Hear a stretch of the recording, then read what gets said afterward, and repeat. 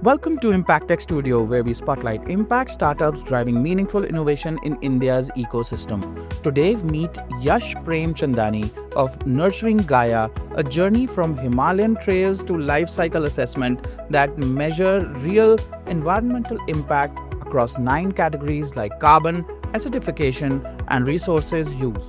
Let's dive in. Welcome, Yash. It is a pleasure to have you on our podcast. So, our podcast is called Impact Tech Studio Podcasts. We generally get startups who impact the meaningful innovators in and innovation ecosystem in a better way, and people who show signs of a startup that can grow leaps and bounds. So this is where we thought that your startup has the opportunity, and your service startup that is getting productized over a period of time. So I looked at your startup and the work that you do. So I understood that it is a start towards a very good execution and alignment with the impact ecosystem, right? So me personally also, I am an impact practitioner. We are working on a venture studio of our own, where we are moving towards designing our own climate startups venture studio. Apart from that, we also have this media platform where you will be able to get the voice for all your updates over a period of time. And also on top of it, we become a community, because being in the center of all the people who are showing potential for growth, we become that community that can make goodness to spread to each other, right? So this is where we stand. Okay, so welcome to the podcast. So Yash Premchandani represents Nurturing Gaia, if I'm pronouncing it correctly, and that's basically helping people to understand what is climate and what is sustainability, and create measurable results for their definition of how have they impacted the environment, right? So welcome, Yash. So I will ask you the first question.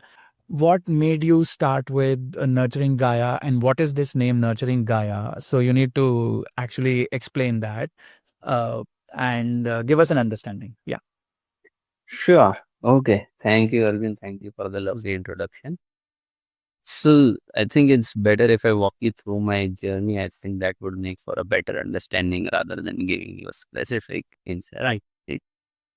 So, my journey started, I think, in 2014 in the Himalayas. I used to go hiking in the Himalayas. My parents put me in when I was 10, 12 years old. And in 2014, I came across this program which was called the Green Trails, where we used to collect the waste from the trail where we were walking, and then we would bring it to the base camp, segregate it, and then in 2017, this turned into an upcycling program. So, yeah, so we were at that in 2017, we were even educating the kids in the Himalayan villages on how not to generate plastic waste, and the plastic waste that was generated, how it could be converted into compost bins or some other pillows or some kind of innovative aspect. Um, at the same time, I was pursuing my bachelor's in mechanical, where I was learning more about renewable energy, and that also gave me an idea of if this is something that I would like to pursue. Um, but obviously, once you graduate, you wanna get a hold of corporate life, got into IT in that segment, did not enjoy it. So eventually I ended up doing an internship at one of the oldest wind energy consulting firms in India. And yeah, which is called Consolidated Energy Consultants.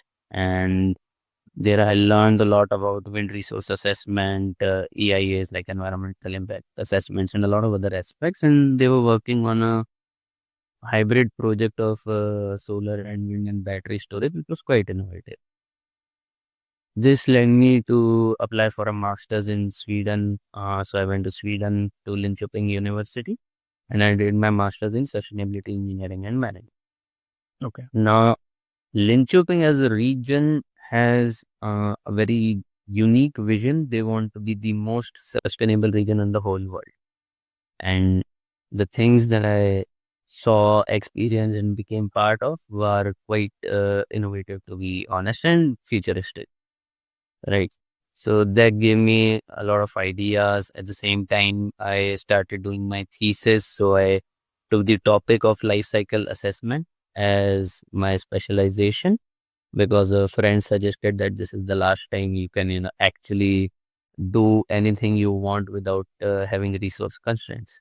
So the idea was to understand how from start to end any product or process actually works.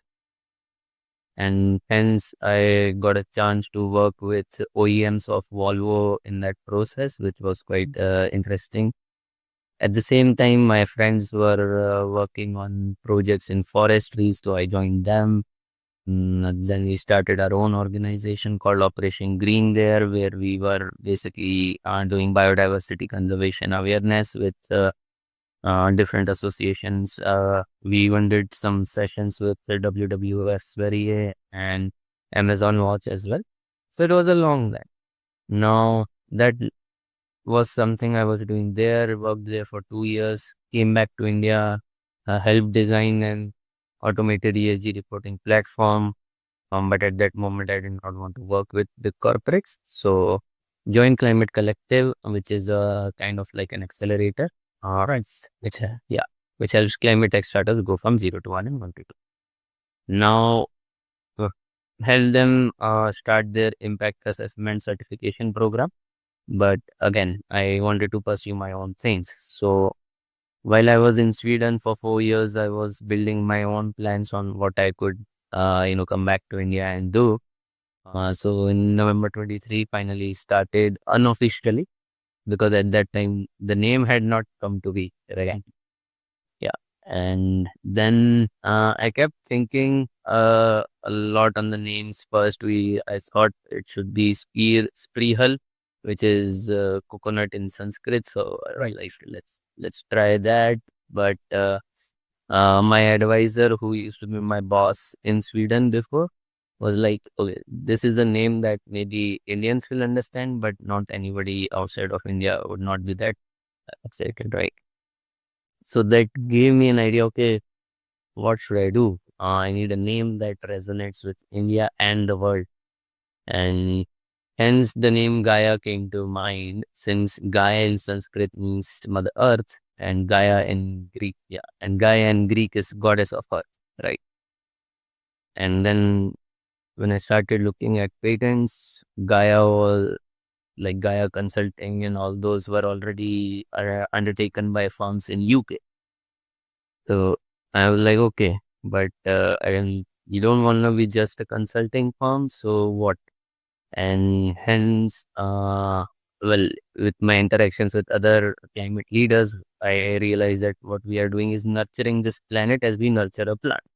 So hence nurturing Gaia, healing the planet one project at a time. Right. Right. Amazing. So you found a connection between two different cultures with a name that was ancient for both. So that's an achievement. Thank you. Now let's move from there. So let's ask you another basic question. So what is life cycle assessment, right? So what is LCA? Please give me an understanding. Interesting. I could give you a technical assessment from ISO standard. You have to understand our audience is investors who might not be 100% on your side but want to move in that direction. They might not know. And also, there might be startups who are in your space and would like to align with you, right? Makes sense. Okay. So life cycle assessment is basically looking at be it a product, process, or any service, right, from its inception to its end, right? Right. Now, if we talk in a product sense, the inception starts at raw material extraction. It even starts at that tech design. You want to see a parallel word to it that could be, in a layman terms, it could be value chain assessment, right? At the value chain level, you plug into every step of the value chain, upstream and downstream, and you find out what is the carbon footprint of each step. Correct? Is that correct? Okay. Yes. Very good. But not just the carbon footprint. See, that's the beauty of LCA. It does not look at carbon footprint. Right? industries as of now, or let's say global decision makers right now are focusing on carbon footprint, because that's could be a universal or an average value assessment framework, let's say, right? But an LCA looks into 9 different categories, which are summarized into 3 endpoint categories, which are basically your impact on human health, impact on ecosystem species, and impact on resource depletion. Okay. Right. Yes. And the midpoint categories, one of them is your global warming potential, which we classify as what do you call it, CO2 footprint, right? Apart from that, you have acidification, eutrophication, carcinogenic impacts, and more. Right. So, how many businesses have you impacted with this till now? What is your understanding about the ecosystem of India, right? So, it will go around as a simple question of how many businesses you cater to and what is the ecosystem learnings that you've come across working on this? Okay. It's not an easy question to answer as it may sound, right? So to give it Just and just talk about that, right? So, yeah, yeah, yeah. yeah. So we've impacted, I think, rather than organizations, I would like to say we've impacted a lot of people as well, right? One of the projects we did with, I think, Priyanshu, who has already been here, with Clean Water, was revolving like a water rejuvenation project, and we consulted them on it. We also did the impact assessment for it, where we calculated the methane reductions as well from BOD and COD levels, and then also calculated carbon footprint assessment through that. And additionally, we have also done a social impact assessment for them. Right. And have developed the biodiversity impact assessment framework, but we have not been able to put that in place. So we'll say that we have not impacted that. On the organizational side, we have worked with 3 to 4 different clients here in India, right? One is abroad and 2 are in India. And both of those clients, they are happy customers, and they will come back to us maybe later on, hopefully. But we've been able to identify certain areas of improvement in their supply chain when we did a whole life cycle assessment for their products, and we were able to actually achieve a 17% carbon emission reduction and a 40% energy efficiency in their operation. Right. And with that assessment, so when a person asks for your assessments, right, your work from you, what is the ideal moment to enter a conversation with you? And when is the ideal moment to leave the conversation from you? So, when does the project end? So, at what point is the maximum deliverable that you have given in the whole value cycle of yours? Okay, so I'll frame this answer in 2 aspects. One is the current scenario, and one in the future, how it might shape. Right. So right now, a client enters with us when they have already created a product, or they are bound by law that they need to undertake the carbon footprint assessment or GHG emission assessment. Yes. That's where the conversation starts. It evolves into us understanding the whole process or the product making that they are undertaking, right? From sourcing of their material to different production processes. Even if they are using certain chemical baths, we even have to look into each and every specification of that chemical. We have to create like a whole stoichiometric chemistry sheet of compounds to ensure that we do not miss out on anything when we are assessing. Right? And we'll obviously look into energy and other aspects. The conversation right now where it is ending is that once we have done an assessment and identified areas of improvement, we give them certain recommendations, and the topic ends. That is where our exit happens.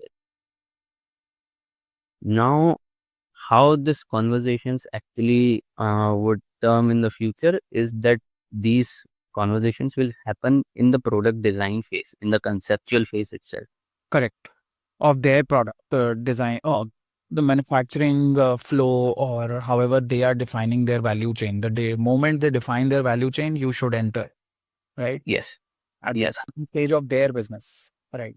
Yes, at the planning stage itself, because see, LCA is not just your environmental impact, right? It's basically ensuring that you utilize your resources in the most effective manner as well. Very. Correct. That's what the outcome we are looking for, but it should also have a long life a line as well, right? It should not be just single use, or it should not be just use it for 6 months or a year and then it decomposes. No, your product should meet your customer preferences, should be helpful for the environment, and should have the least impact on the resources and the ecosystem as well, right? So from the conceptual state, life cycle assessment should become a priority, is where the future will help this. So give me an understanding of, you might be in the future and currently when you're looking at a project, it might not be one kind of industry, right? It might be totally different, the whole process flow and everything in manufacturing. So there are many divisions in manufacturing. How do you go from -1 to 0 about the knowledge of that industry? Right, first you have to get into that to understand what is the life cycle and how do you enter each of these portals. So what is your structure in the organization? How do you do that research? How do you enter a moment where you become equal to the person who has started that business? Otherwise, how will you give a result, right? Am I correct? Yeah, sure, makes sense. So, like before we used to look into, like, we used to do our own research. We still do our own research. It's mandatory. We have a research department for that specifically, right? Because any new industry, any new sector, any new project we undertake, first thing is we try to understand the most we can about it, right? But even in, let's say, even if we are working in the automotive sector, one manufacturer has a certain process, another manufacturer has a certain process, right? And those might differ. They are not the same. So the best way to effectively execute any project is, we found, to have very high level discussions with the factory owners themselves, with the plant managers, and even with all the operators that are operating separate machines. Right. Um, this obviously creates certain challenges because they might not understand where we are coming from, but eventually we are able to tell them that, okay, we just want to understand how you're operating this machine, what all materials go into it. Like, it's a step by step progression we need to handle them. Once we are able to gather all the data, right? So we start with the process documentation, right? We also do site visits. So we start with the site visits, do a process documentation, and then we sit with operators to do a deep dive into each and every process, and then we start undertaking data collection, right? At the same time, our research team does a research on the traditional processes that have been defined by, let's say, different bureaus of standards, right? And then we are able to compile, okay, this is the traditional process, this is their process, what is the comparison? We also get insights, but the main insight still needs to come from the client themselves, right? And their operators. Then only we can come to a level that, okay, we are able to understand your process completely. There are certain industries where we are not even able to do that. Then we hire outside consultants, because who have, let's say, more than 20 years in that specific sector, because we want to give what's best for our client, and we also get an understanding. So the motivation behind specializing in life cycle assessment for myself was this aspect only, that I will get to learn about each and every industry and each and every sector in a depth that will basically be, unimaginable. Let's say that's the correct word. So yeah. So how do you source your deals? So how do you reach to your clients? Okay. So In the beginning, it was giving you questions which are not planned for you. So that is just a happy thing. I don't take it anyway, because a podcast needs to be in a very generic way. So take your time, have a normal conversation. This what was sent to you is just a framework, right? yeah. Just to keep you abreast of what you've done, right? In the end, you are the startup guy. So I believe that you always have that understanding of how to answer anything on your product, right? So yeah, please. Yeah. and I mean, I prefer these kind of conversations. I highlighted Rishikesh, like it's keep it, unplanned, and let's just go. Uh, so it has transitioned. In the beginning, we used to reach out, we even did a whole market research of companies based in India and different sectors. Started sending out some mails, cold calling, cold email, but those were not converting. So we started doing outreach on LinkedIn and a lot of other aspects, but that was also not that effective. Eventually, what led me to get my first sale was my alumni network from my school, right? Which was unplanned. So I come from a school in Indore, and there's this alumni group of which I'm not that active because every time I go, there are 600 messages. I'm not gonna look at it. Uh, so a batchmate of mine just called me and be like, "You're working in climate. There are certain certifications that this client needs, which is regarding your what do you call it, plastic impact and all those aspects, or e-waste impact." I'm like, "Okay, cool. So can I refer you?" I'm like, "Yeah, please, sure." And then that was our first client based out of Envor. We got that client with our alumni network. Never expected it. And then they also spread a word of mouth, which is giving us generating new leads for us. Post that, started working with Clean Water, as he's like Priyanshu is also one of my brother's colleagues from school. So uh, through them, then I started playing football with my old network, found out that there are people who are working in afforestation and others. So one link led to another, and then a whole segment of what do you call it, a climate group has been formed here in Indore, and I mean, we just basically are generating leads for each other. Right. That's how the initial client conversion started, and that's also the major source of client conversion for us now. But obviously, we wanted to expand, like we wanted to get clients which are not yet here or operate in the MSME segment, which we are not connected with, right? And, so then I joined BNI, which is Business Network International, and your or BNI, right? Yeah, in the chapter, yes. And through there, now I'm getting clients in the MSME sector operating out of Indore.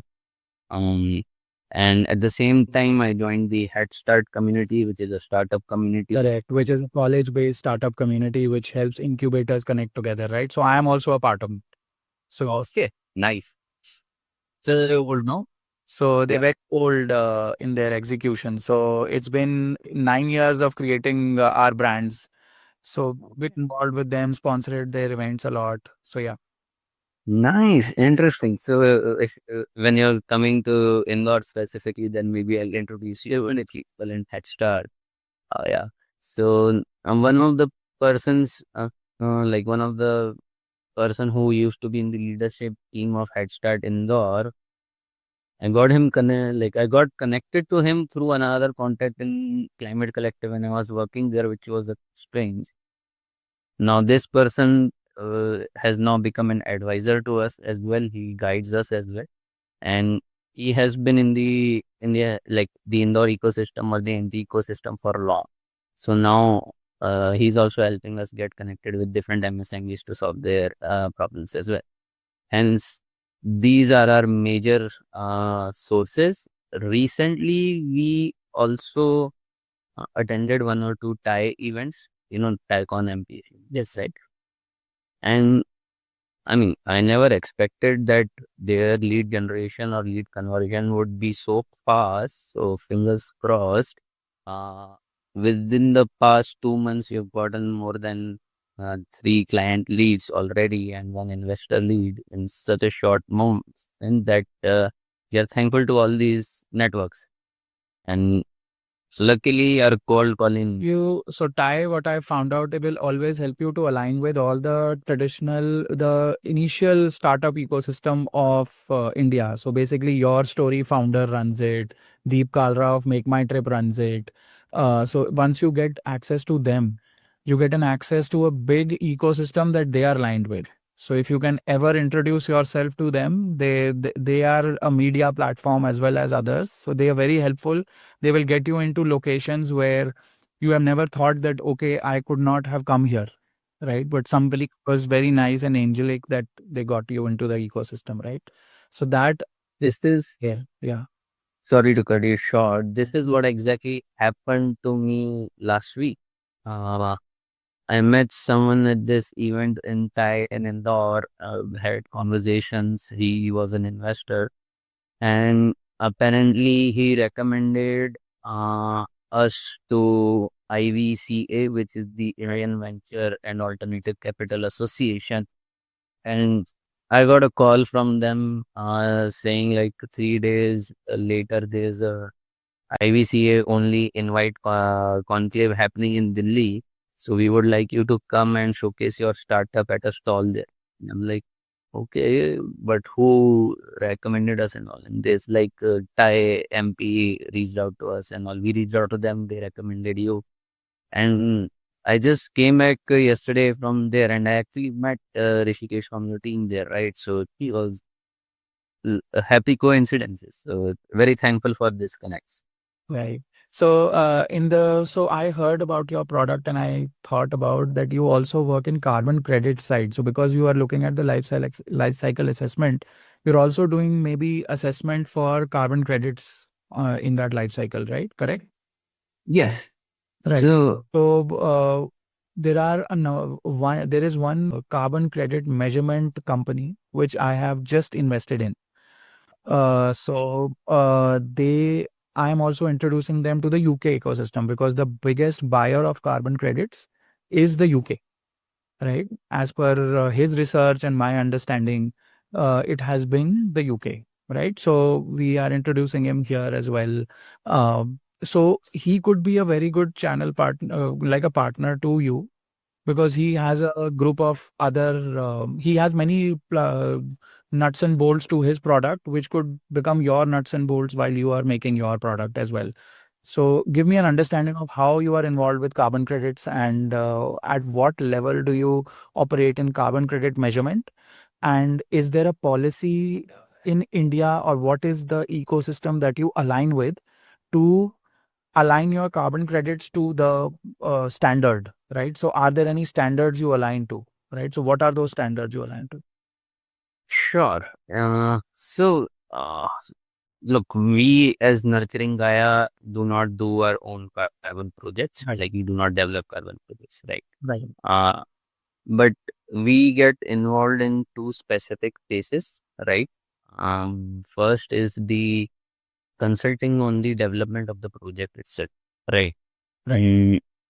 Because we've seen a lot of project developers, they undertake plantation activities, which are pretty nice, but either they just look at the current plantations or they look at what could be, plantation that generate the maximum amount of carbon credits as well as provide additionality to the community.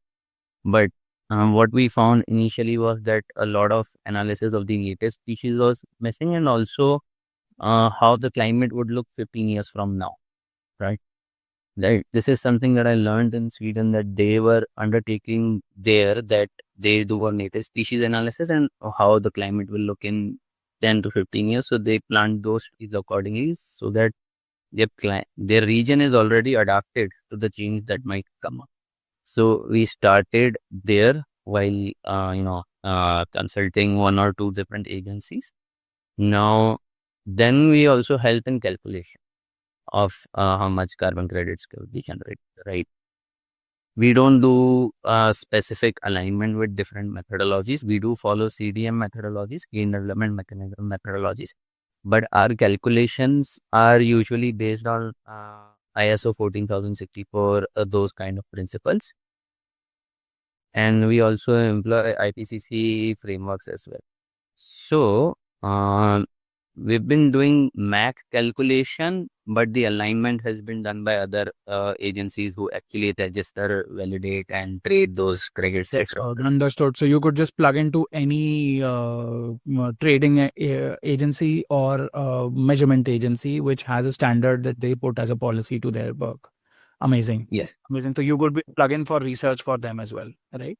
Yes, and what we envision us growing in this specific segment is development of novel methodologies, because Right. a lot of projects need to be introduced, especially revolving around water and even urban development as well, where carbon credits could become a major source for social impact as well, environmental impact as well, plus economic impact as well. Right. So that is what we are envisioning later on. So there was something that I read about your thing that you also educate the companies and you also educate. So what is the education part of the plugin that you have in your product? Okay, so interesting. So we are trying to educate three different kind of people, let's say. Yes. So Right. stakeholders, yeah. Not just stakeholders. Stakeholders, like, I'm dividing, let's say, age groups. Understood. Age groups. Yeah. Right. Awesome. First are the industries and the people who work in those. So let's tell them organization. Right. Uh, Second are general public who are unaware of climate change or sustainability or have a brief idea. And third are students, right? Children and students. Let's start with the first. Uh, in organizations, what we identified through our conversations with other ESG professionals and implementers as well is that there's nobody taking charge of the ESG implementation in organizations as of now. Right. Right. Because there's not much clarity in the organization itself.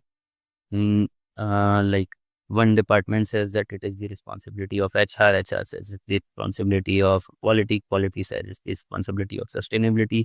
So there's no clear alignment inside the organizations.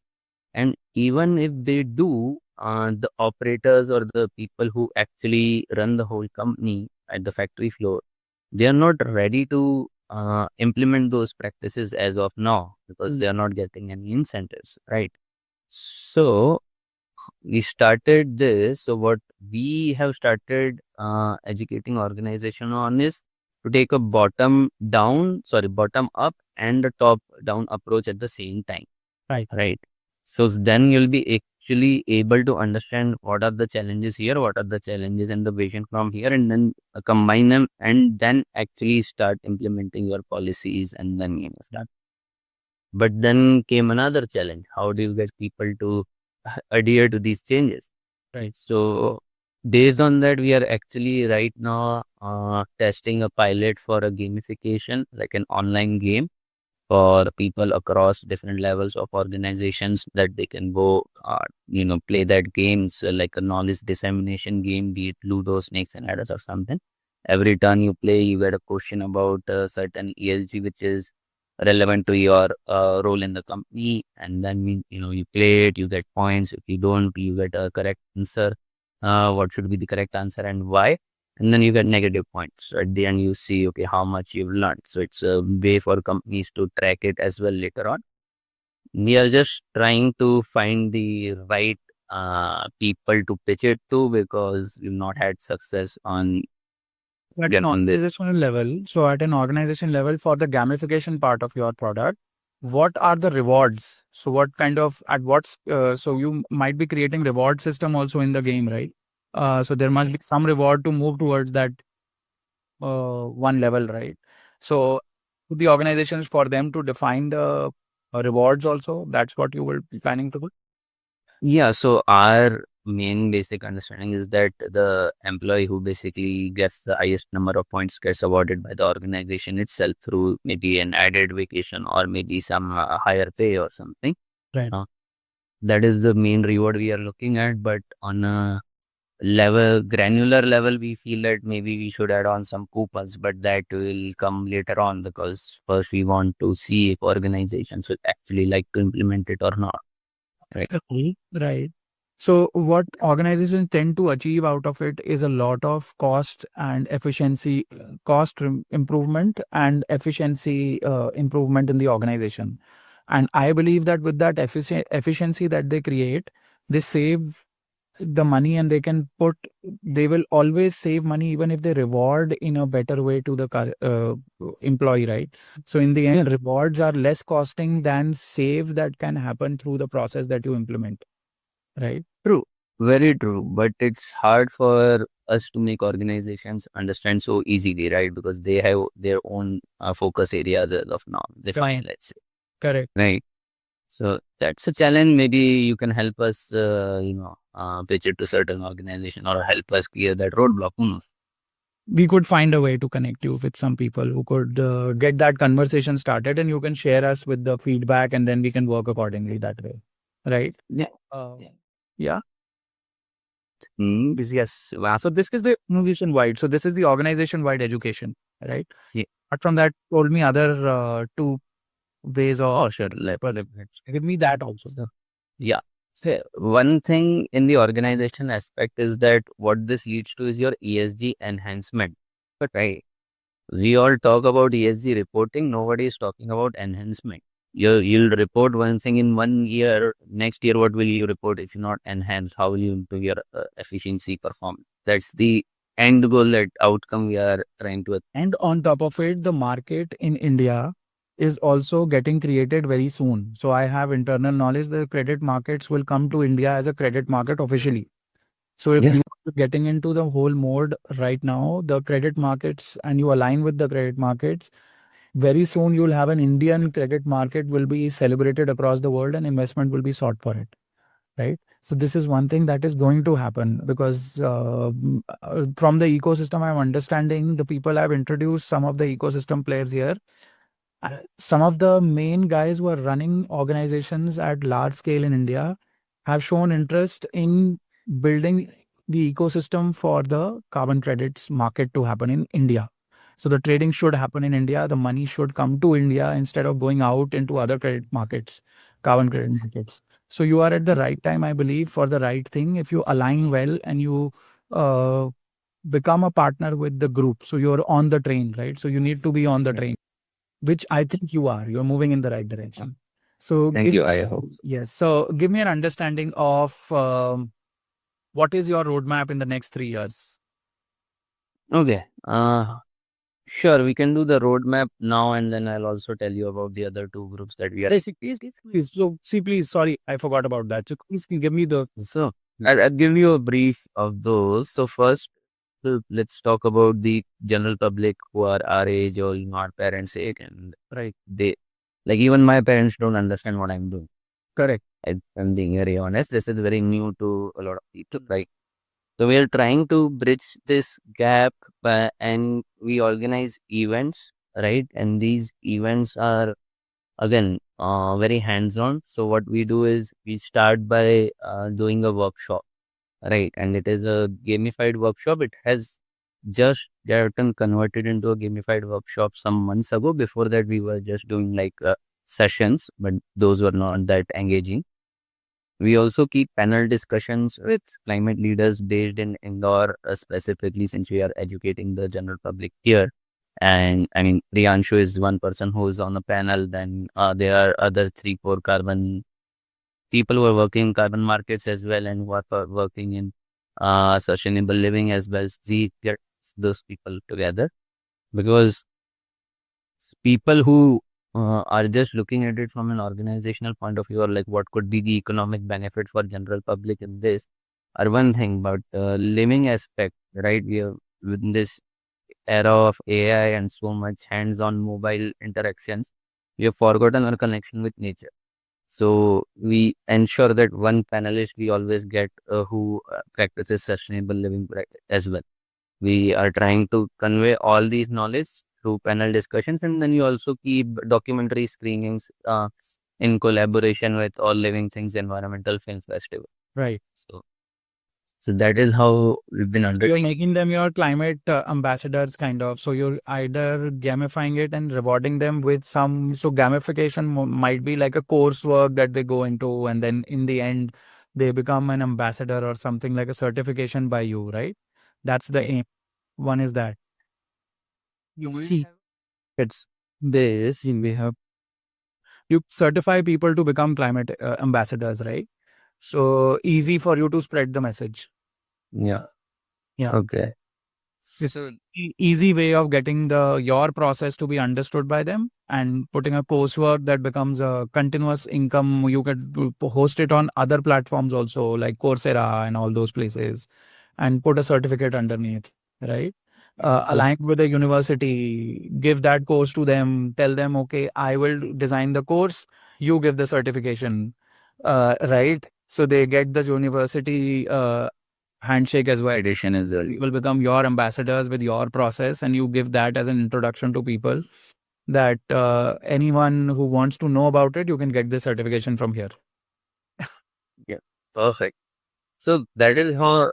Yeah. So another one is the third group. So the third, the students talk about. Yes, student. How are you, students? Well, uh, to be honest, I out of the three categories, I love working with students the most. Right. Right. Right. Because every time I interact with them, I always feel like it's me who I'm learning, and my mind is always like, okay, at their age, I was nowhere near this. I had not so much thinking power, and they always seem to surprise me. So our engagement with students started uh, through a student from an international board school in Mumbai reaching out to us for a session themselves. They're like, we are organizing this panel discussion. We would like you to be part of it. Uh, that's how it started. The panel discussion, the school liked it, so they invited me to take another session there. And this session was on embodied energy and embodied carbon. So what better way to make students understand this topic other than the example of a chocolate? Right. Right. Right. So th- that's how it started. But then you got the feedback from students that you should make it more interactive. And hence, now in July, we conducted our first workshop on something called as the Gaia Climate Game. It's a role play game where you can undertake the role of an investor, politician, uh, researcher, private company, or an NGO. And all five have different agendas. They have their own agendas. But these five together form one region. And the region has a goal to become net zero or climate resilient. Right. Now, the catch is everybody gets their own cards to play, and every card has certain points. Right. Some cards also require some funds. So we have those cards which are, these are inspired from Monopoly. So they also, interact this. But the catch is that if you are an investor, you decide to, let's say, play a card of investing in smart water technologies, then the private company will have to have, like, let's say, a wastewater recycling unit. They need to set up. Researcher would have to have like a similar, coherent area that they research on, and you do a similar campaign. Government takes a policy on it. So we are creating these interlinkages so that they understand, and each of these have a one-line description and the uses of it as well. So it provides awareness as well and a systemic thinking for students, like, okay, if I need to implement this, these all actors need to come into play. Right. Now, once they align it, the region starts to get a points, right? If one card is missing, then the region does not get any points, right? And then we introduce climate disasters, right? Right. You need to add layers to the game, right? As they move ahead and more engaged. Uh, so each disaster has different economic, environment, and social impact, negative points that everybody gets, and then they need to see if they come together or not. And the cards that open post that will have high environmental value or high economic value or a balanced output. So then we see what they undertake, what are the choices the students make, right? And then there's a final catch. Right. You're not just playing against each other as one region. You'll be competing with another regions as well. So other five people represent another team on another team. Right. And whoever wins gets more resources allocated, because that's how things in real life work, right? Like the center of any government will only put money into the region which is progressing or, meeting its clauses. So it's trying to induce all of these things into one. Right. And then you have reward systems for them to keep on playing. And in the end, what the result comes out is they are ready for their action, right? So amazing. Amazing. So this could be a parallel business model that could actually build climate thinking across India, right? And the world also. So in the end, if it is adoptable to the world, it is an amazing thing to look at, right? Yeah. Economies like the UK are already very structured in terms of the impact side of things. So if you come here, you will be always be very happy to see that people are already having large scale sustainability discussions. And the ticket size goes from the smallest of the organization to the largest of the organizations. They are all talking sustainability because there is some government push, right? So there is some government happiness that comes in and helps them out.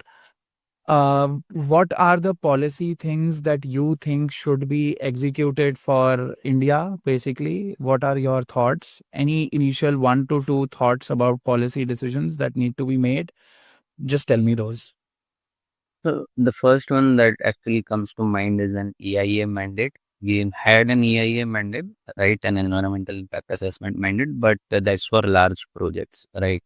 Uh, Going forward, I feel that that should be the minimum requirement for any kind of construction being undertaken anywhere across India, right?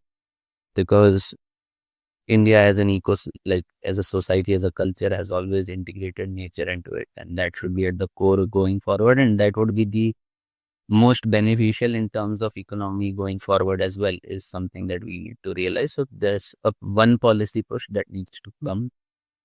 Another is, so to give you a context, right now, new policies have actually come out in India, especially targeting the MSME industries as well.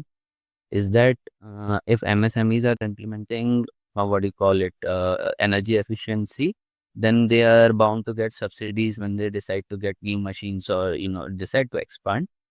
Similarly, if they are utilizing waste in a certain manner, they are getting a lot of subsidies in their procurement, right?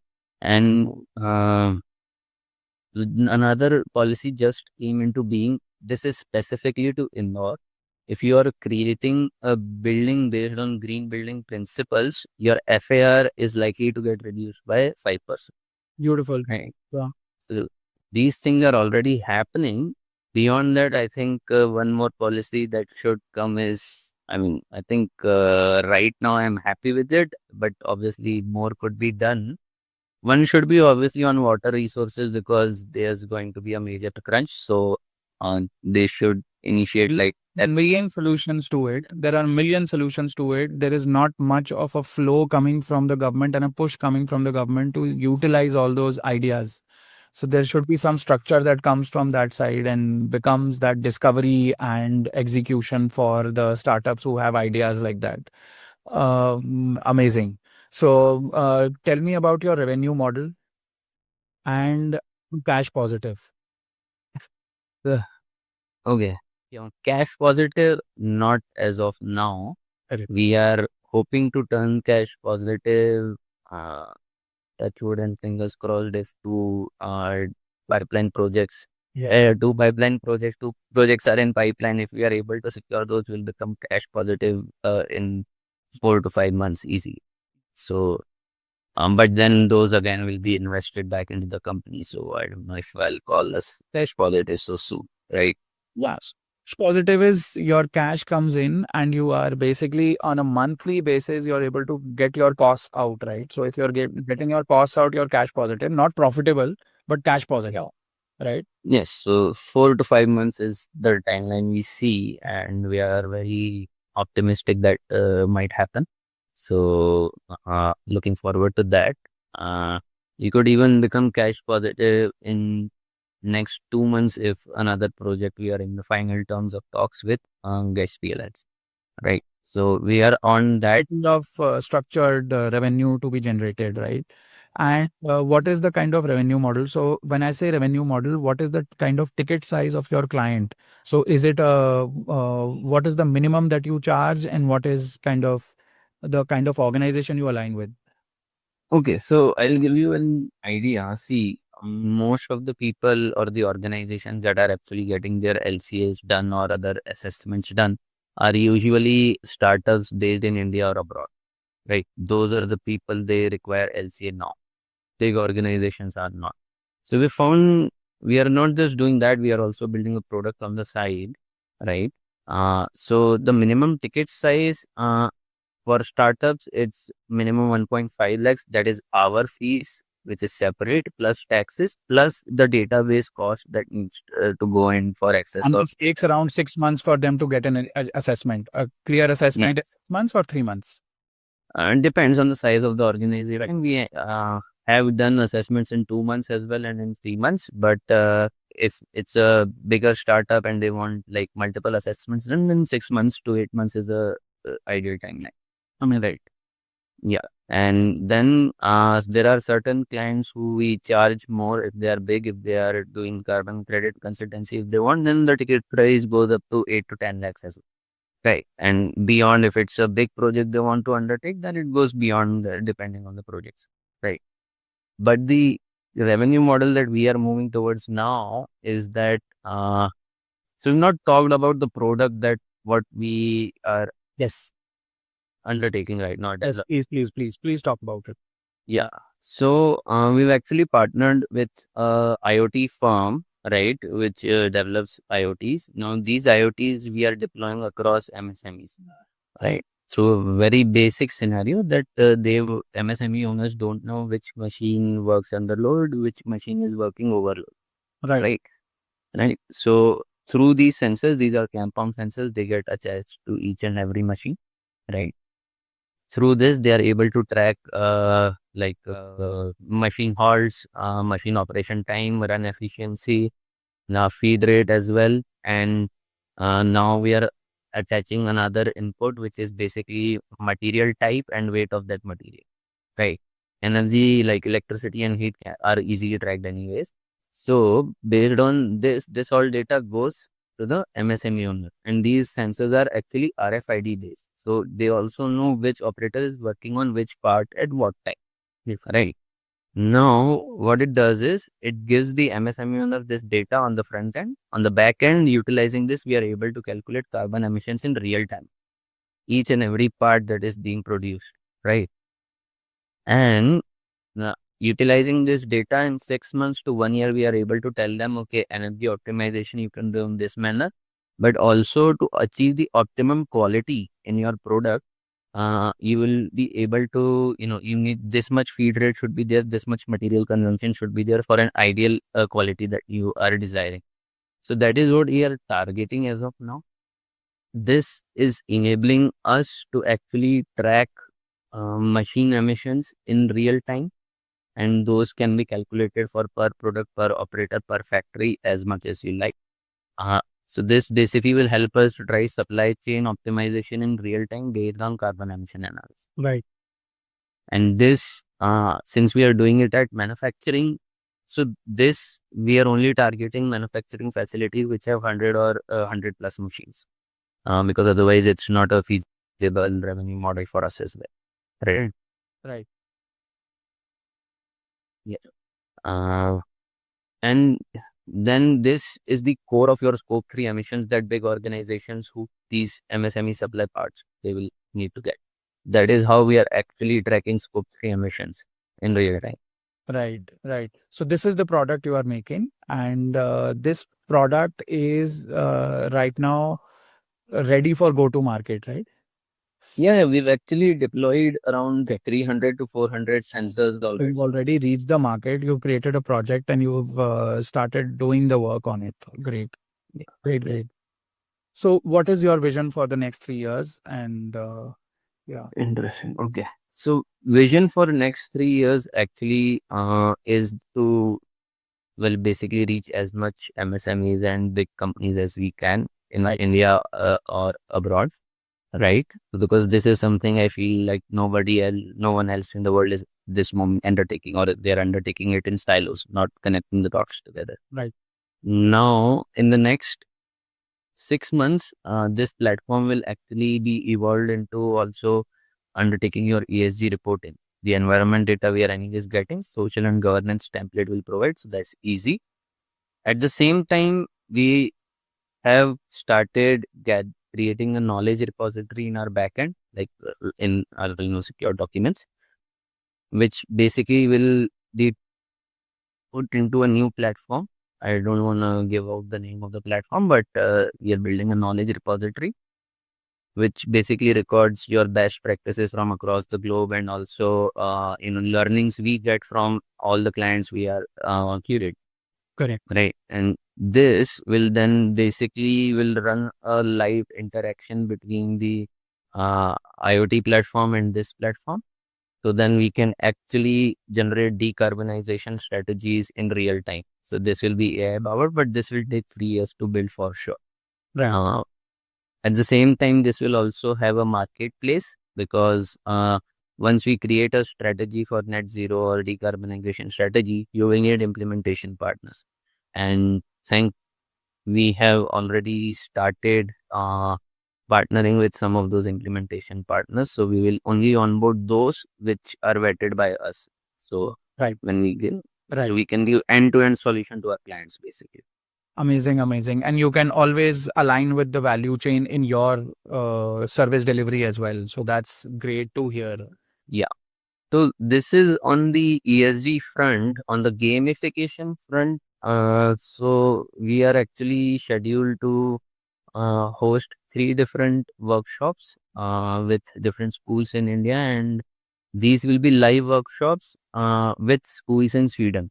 Since I did my master's in Sweden, I'm trying to get my professors on board there, and they will basically interact with different school students, and they will play the game there. I will conduct the game here, and then this will be a live knowledge exchange between them once the game ends. Like what results they get, what results they get. So it's a engagement for students, like a knowledge exchange. These students obviously are school children, right? So these are school students, right? So Yeah, 9 to 12. 9 to 12 is the one we are Correct, correct, correct. You have access to Indian schools as well for this, or no? No access. So we have partnered with one international board school in Mumbai, based out of Mumbai. And right now, we are in talks with one school and one university here in Indore. But the workshop we conducted was actually with MUN students, like the students who participate in MUN, non-United Nations, from 5 different schools. And we had 4 or 5 IIT Indore researchers who played this game as well. So we have actually tried it and gotten good feedback from them. Hence, we are progressing this way. Eventually, this game will be progressed, but this is a 7-year roadmap, not 3-year roadmap. Because once this this card game will get into a board game will get converted into an arcade will get converted into an online role play like a Dota, and then it will be converted into a world building game like Witcher 3, let's say. So that's a 7 to 10 year roadmap that we want to build specifically for the gamification workshop. I know it sounds quite humongous, but at least we have. So it happens automatically, right? So if you're sustainably moving in a direction, you don't even know how my game became from this point to this point, because you were doing small changes every day. So I think there is an amazing vertical there as well. And it is an easier sell, right? So this education part of yours is a very easy sell. If you take it to anyone, they will say schools, which my understanding is, if you take it to a school, they want their children to always be gainfully uh, ex- uh, into something, right? Doing something day, right? And to make a coursework out of it and help them out to have some activation there, and you partner with them with some value that comes in, it's very easy for them to say a yes to all this across India. I think this is not only a one school or two school initial conversation, it is a full conversation you get. Conversation, yes. Yeah. So Amazing. till now we've been doing it for free. I mean, this is just on the web that we wanted to create, and I mean, like students. I mean, it's better they do not get the crux of this. At least that's what we are taking. But I do believe that as a coursework, this would be more So there are many ways of generating funding for it as well. So if you're doing it at scale, you can make a structure out of it. Then obviously there are some corporate partners through the CSR activities. You could enter those conversations into schools and you are not spending anything. The whole spent is by the CSR effort of a large organization or any organization, right? There are many organizations who would like to also invest in such a thing, that you're taking ESG training and all the sustainability training into schools. So that kind of connect can also happen. Another big event that I was thinking while I was when you were talking about your product was, there's an event that happens in Delhi by the name of Prabhav. Okay. Okay. And you should go there. So it happens every year. So PRABHAV, right? Okay. You find this event online. It is organized by Triple IC. Okay. And you go there. It is I think it is one of the largest events only of all the sustainability practitioners. Interesting. Most of them are sustainability practitioners, and they are majorly into impact, right? So this is only an impact event. There's nobody else in that event. So that way you might be able to connect to a lot of things. So there are what I have met, there are management consulting firms which are doing environment ESG consulting for companies like you in different ways, in their own ways, in their own structure. Apart from that, I have also seen startups and large organizations who enter that conversation, and then they say that I am here to just align with someone who can make my process better, right? I have seen those conversations. Third is, there are startups who are presenting in that event, and they are majorly sustainability driven. So whenever there is a startup presenting, they are also looking at this kind of execution. So pleasure to introduce you to that as well. I'll give you a link of that event as well. So pleasure to have you on the podcast. It was amazing, right? And after this call of ours, I will connect with you on LinkedIn, and I will introduce you to a number of people from your ecosystem, right? So so just get connected, and I'll get you into a group of people, right? And let's move you forward in that step as a friend entering this conversation, right? Perfect. Sounds good. Thank you so much. Thank you, Arjun. That will be Pleasure, Yash. It was a pleasure talking to you, and I really appreciate the depth of knowledge you have about your way of how you deliver your product. And it is very difficult to find people who know their product in that depth, right? So you are one of those guys we have found. So it is a pleasure of ours to get you on the podcast. pleasure is all mine. It was great talking to you. Sometimes you think about quitting, right? There are days when you're like, man, life wouldn't. I have had those conversations a lot of times, but if you are in the ecosystem, I think it helps, right? Yeah. It generally helps and makes you bigger in very fast. So you need a speed push. So you will need a wingman. So I will be your wingman in the next 1 week. So I'll help you meet people, and then let's see what your conversations are. Okay. Sounds great. Thank you so much. Thank you. Thank you, Yash. Thank you. Bye. You've been listening to Impact Tech Studio. Yash from Nurturing Gaia shared his path from Sweden's sustainability labs to advising Indian climate ventures on full value chain impacts. Subscribe, share with fellow builders, and follow for more stories on productizing impact. Until next time, keep nurturing the planet with purpose.